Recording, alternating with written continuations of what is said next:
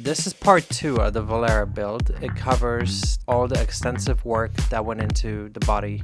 We started off with a bone stock 2005 C6 in this yellow, and we took it to Matt's at Valarra. He did the dry fit, and this is what it looks like when it came back from his shop. This is my friend Kevin Williams. He is a master bodyman. He helped me with the door jamb gaps. We used a Kevlar filler on all the edges to make a perfect door gap. I am blocking out the Valarra hood. The general process is to put guide coat over the whole thing.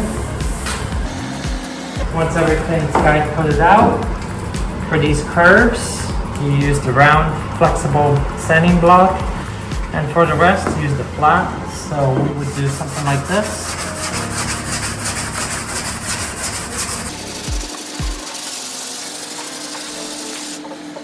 You pretty much do that until it's nice and white, like here. This is called the baking center for all the Valarra parts. I just want to show you guys the difference between black and white. 102 degrees, 3 degrees, 157 degrees. You want these parts to get hot before you do any paint work. That way, when it does come time to painting, and a month from now the car's sitting in the sun, it's already done curing and shrinking. So like with all fiberglass parts, there's going to be gaps and shrinkage, and the gap here between the grill and the bumper was a little bit too big for me. So what I did was bond in some removable studs. That way you can put the painted grill back into the bumper and then put the studs in to have them pull down and close up the gap. Most of the parts were super fair. There were a few low spots, such as on this A-pillar. Here are some of the panels that were primered black. That's the first coat of primer. These are the skins on the door panel. They required a heavy amount of body work because the difference between the Valarra door and the C6 is just substantial.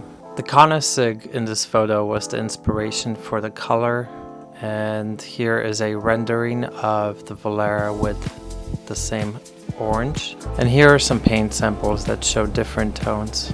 These are the parts after a month of sitting in the Florida sun during the summer.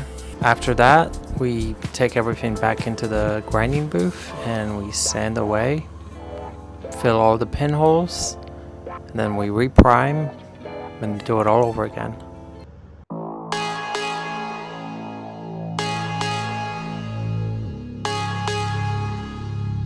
The fins on the doors, when they come from Valarra, it's just a flat piece of fiberglass, and I wanted to have a lip on the leading edge.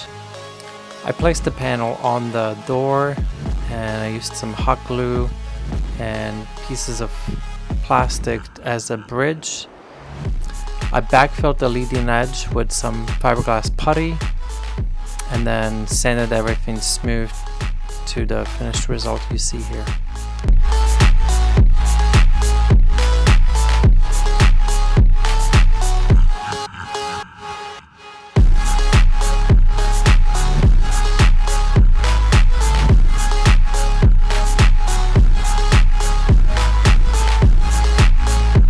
The fin on the quarter panel needed to be cut in half and refitted because it was completely off. A combination of wool pads and foam pads were used to wet sand and buff the car. I used a 3M 3-stage compounding and polishing for this, and I was going for absolutely zero orange peel, as can be seen in this video.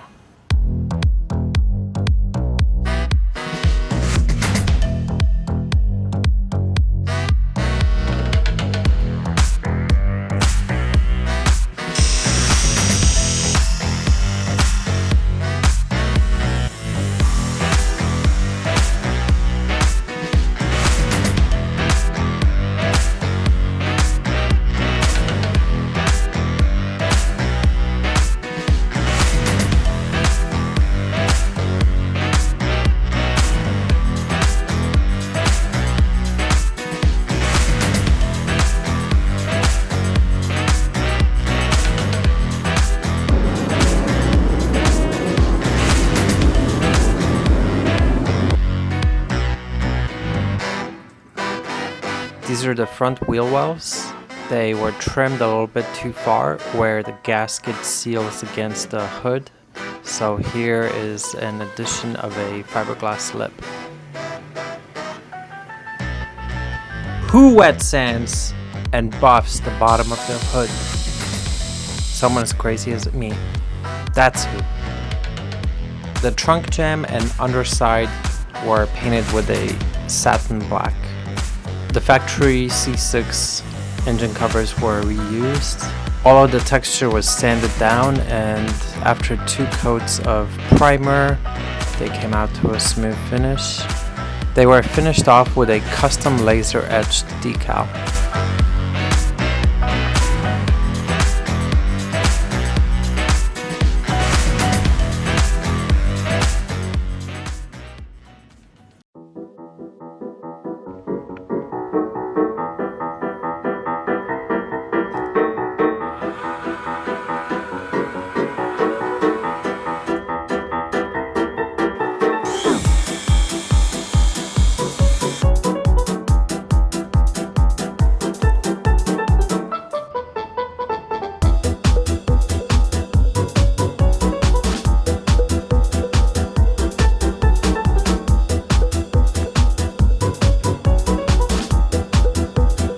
The Valarra comes with the holes on the side skirts closed off. Of course, you can always open them up, which I did. And then I installed a mesh grille. And finished it off with lights behind the mesh grille to light it up at night.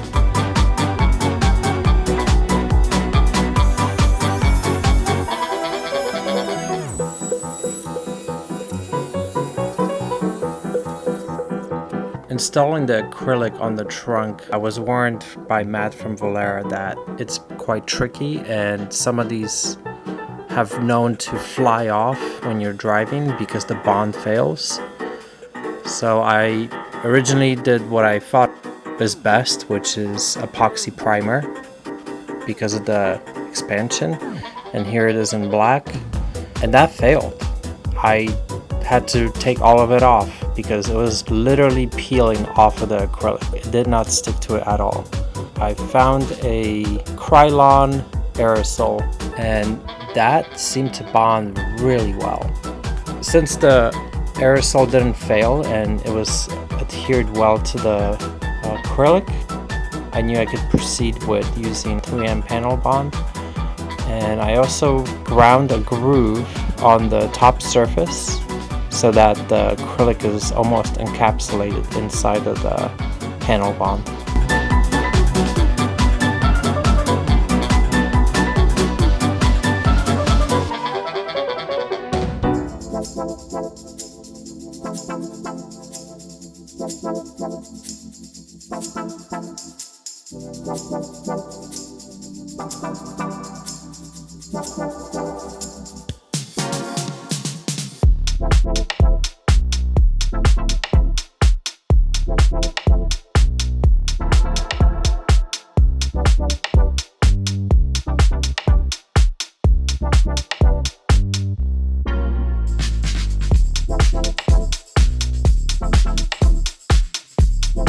So I wanted to have the front bumper to be two-tone like the quarter panels. This is what Matt from Valarra does.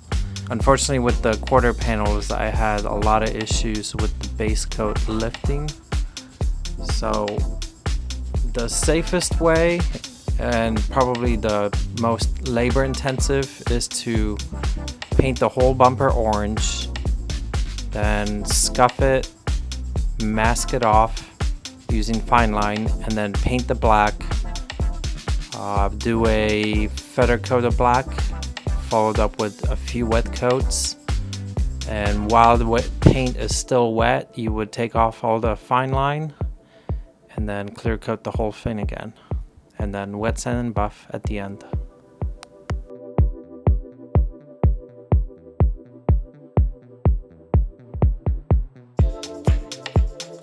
After the frame was modified to accept the airbags in the front, everything was masked off, the frame was sanded down, and it was sprayed with a satin black.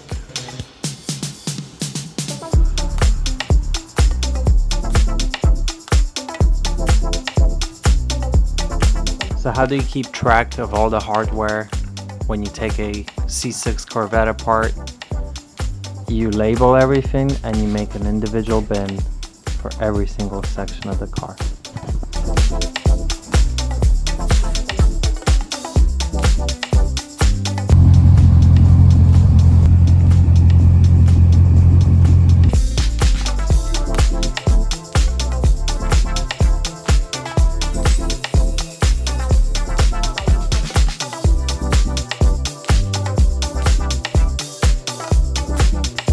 I had some custom laser etched emblems made for the front and back and fender. So one will go in the front right here. I designed and mounted some fog lights in the front bumper, which are adjustable up and down, and they're actually low beam, high beam running lights.